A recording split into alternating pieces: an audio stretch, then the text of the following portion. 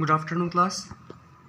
In previous lecture, we have discussed about alternate interior correspondence, these type of angles, and now in next exercise we have angle sum property of triangle. जैसे हमने पिछली बार 4-5 angles के बारे में पढ़ा था, अब हमें जो पढ़ना है वो क्या पढ़ना है, angle sum property of A triangle की कोई भी आपके पास ट्राइंगल हो उसके अंदर 3 एंगल बनते हैं, एंगल 1, एंगल 2, एंगल 3 आपने नाम दे दिए, और इन angle 1 plus angle 2 plus angle 3 का सम कितना होता है 180 डिग्री। ये आपको ये लो जो है यूनिवर्सल लो है, ये आपको हर ट्राइंगल में, चाहे इक्विलेटरल ट्राइंगल हो चाहे राइट ट्राइंगल हो, ट्राइंगल के 3 ही एंगल होंगे तभी उसका नाम है ट्राई एंगल।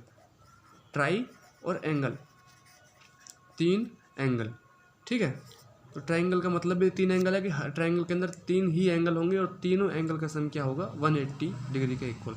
ये तो काफ़ी सिंपल सा रूल है, लेकिन हमें एक रूल जो आया है, जैसे कि एक ये ट्राइंगल है, अगर मैं इसकी किसी भी साइड को एक्सटेंड करूं, किसी भी साइड को मैं इसमें एंगल 1 2 3 वही नंबरिंग कर लीजिए एक बार, कि अगर मैं किसी भी साइड को एक्सटेंड करूं और ये एंगल मान लीजिए 4 है, तो ये एंगल 4 जो होगा इसके साथ एंगल 4 और 1 है, तो 1 को छोड़ के बाकी जो 2 एंगल बच गए इन दोनों का सम होगा। ये एक और प्रॉपर्टी है।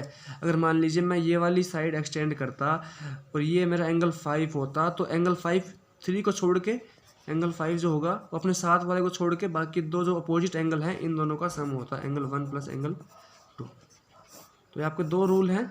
कंप्लीट एक्सरसाइज जो है 6.3 वो इन 2 रूल्स के ऊपर ही डिपेंड है। तो let's start from the exercise question number 1। ये आपके पास एंगल्स, लाइंस एंड एंगल्स में सारा जो कैलकुलेशन है वो आप ट्राइंगल के अंदर ही सोल्व कर सकते हो। जैसे मान लीजिए आपके पास एक पी क्यू आर ट्राइंगल था जिसमें 2 लाइन हमने एक्सटेंड कर दी, पी को एस तक ले गए और क्यू को टी तक ले गए। ये एंगल गिवन है 110, ये एंगल गिवन है 135, और हमें क्या फाइंड करना है P R Q. P angle ये हमने नंबरिंग मैंने करी है ना, angle number 1, angle number 2, angle number 3। मैं वो लिखता, एंगल 1 क्या है हमारे पास क्यू पी आर लिखता, तो उसके लिए मैं क्या लिखूँगा एंगल 1 डिनोट कर दिया मैंने। एंगल 3 क्या है मेरा क्यू आर पी, एंगल 3 मैंने लिख दिया। एंगल क्यू क्या है मेरा पी क्यू आर, तो मैंने एंगल 1 2 3 से इन्हें कर दिया मैंने डिनोट। अब देखिए ये वाली लाइन जो एक्सटेंड हुई है जिसका एंगल 110 है, ये अपने 2 वाले को छोड़ के बाकी जो 2 एंगल बच गए इनका सम होगा। मतलब 110 is equal to angle 1 plus angle 3। 110 is equal to angle 1 plus angle 3। ये अभी ये वाला रूल जो मैंने बताया था आपको अभी। थर्ड वन जो है 135 अपने वाले एंगल्स को छोड़ के बाकी दोनों एंगल का सम होगा 2 और 3। 135 is equal to angle 2 plus angle 3। तो आपने क्या देखा, 135 को लिख दिया हमने एंगल 2 प्लस 3, 1 लिख दिया एंगल 1 प्लस 3। अब एंगल 1 की वैल्यू निकाल लीजिए एंगल 3 के फॉर्म में, एंगल 2 की निकाल लीजिए। एंगल 1 इज इक्वल टू -3 इधर ले गए, एंगल 3 जो था इसको माइनस कर देंगे, इधर प्लस था इधर आते माइनस में हो जाएगा। तो एंगल 1 और एंगल 2 की वैल्यू निकाल ली। अब देखिए ट्राइंगल है तो एंगल 3 और ट्राइंगल का सम क्या होगा 180। Angle 1 plus angle 2 plus angle 3 is equals to 180। Angle 1 की वैल्यू रखिए, एंगल 2 की वैल्यू रखिए, एंगल 3 एज इट इज। एक एंगल 3 से एक एंगल 3 कैंसिल, एंगल 3 की वैल्यू आप यहाँ से इजीली फाइंड कर लेंगे, that is equals to 65 degree. मेरे ख्याल से समझ आ गया होगा सही बच्चों को, ना आए तो एक बार पूछ लेना। फिर हमने क्वेश्चन 2 और 3 आपके होमवर्क के लिए, क्वेश्चन नंबर 4 हमने लिखा है इफ़ लाइन पी क्यू एक लाइन है, एक आर एस लाइन है, ये दोनों आपस में इंटरसेक्ट कर रही हैं एट ए पॉइंट टी, इस पॉइंट टी के ऊपर। ये एंगल एक्स मैंने मान लिया है, एंगल एक्स क्या है आपस में वर्टिकल अपोजिट एंगल, तो ये भी एक्स हो, इसको एक्स मान लिया तो ये भी एक्स हो जाएगा। ये 45 मैंने फाइंड किया है, दिखाता हूँ कैसे फाइंड किया था।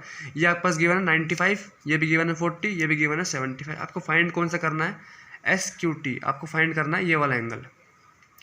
तो कैसे फाइंड करेंगे, सबसे पहले तो आपके पास 2 एंगल गिवन थे, एक ये ट्राइंगल है, छुपा लीजिए इसको, पी आर टी एक ट्राइंगल बन रहा है, तो 2 एंगल गिवन है 40 और 95।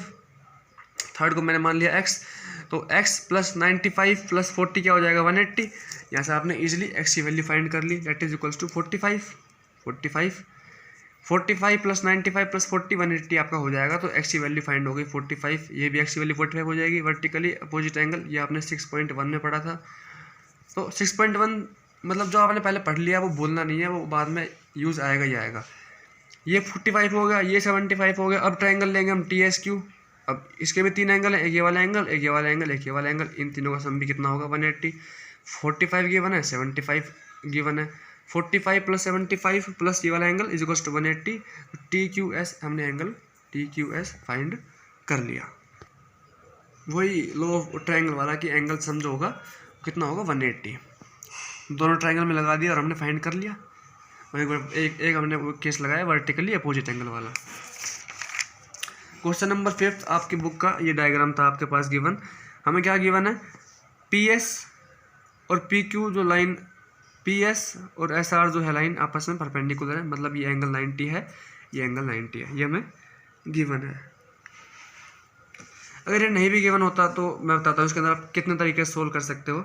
जैसे कि अब आपने पहले क्या देखा कि ये एक्सटेंडेड एंगल है 65, तो ये एक्सटेंडेड एंगल अपने इस वाले एंगल को छोड़ के इन दोनों का सम होगा। 37 मैंने बाद में फाइंड किया है, इसको मैंने एंगल 1 माना हुआ था पहले।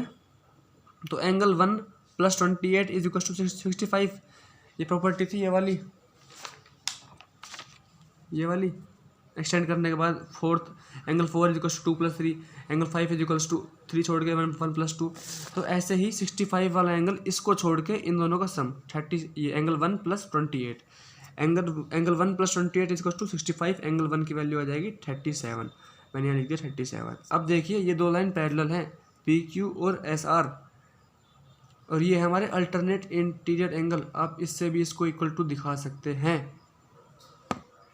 लेकिन हमने यहाँ क्या किया, उससे भी कर सकते हैं और बाकी इससे भी कर सकते हैं कि PS और SR जो है परपेंडिकुलर हैं। तो ये एंगल कितना हो जाएगा 90, एक आधा वाला ये 37 गिवन है हमें, तो 90 में 37 माइनस कर देंगे तो y की वैल्यू निकल जाएगी। हमने y की वैल्यू निकाल ली 53, y 53 आ गया। ये 90 गिवन है, आप x की वैल्यू, हमें क्या फाइंड करना था, x और y की वैल्यू। y फाइंड कर लिया, 90 गिवन है। एक ट्रायंगल बनता है PQS, ट्रायंगल PQS, तो तीनों एंगल का सम कितना हो जाएगा 180। 90 plus y plus x is equal to 180। y की वैल्यू 53 गिवन है, 90 है हमारे पास, हमें क्या बच गया ओनली x। तो x को आपने कैलकुलेट कर लिया, दैट इज इक्वल्स टू 37। तो 6.3 एक्सरसाइज में कुछ भी नहीं था, कंप्लीटली दो ही चीज़ के ऊपर डिपेंड है कि ट्रायंगल्स के एंगल का सम कितना होता है 180, और एक जब लाइन को एक्सटेंड करते हैं तो उसके साथ वाले एंगल को छोड़ के बाकी दोनों एंगल का सम। ये आपकी बुक में थ्योरम है, इसका प्रूफ आप देख सकते हो। बाकी जो 3 क्वेश्चन बच गए वो आपके लिए होमवर्क है, और जो नहीं समझ में आया वो पूछ लेना। Now your chapter is completed, thank you.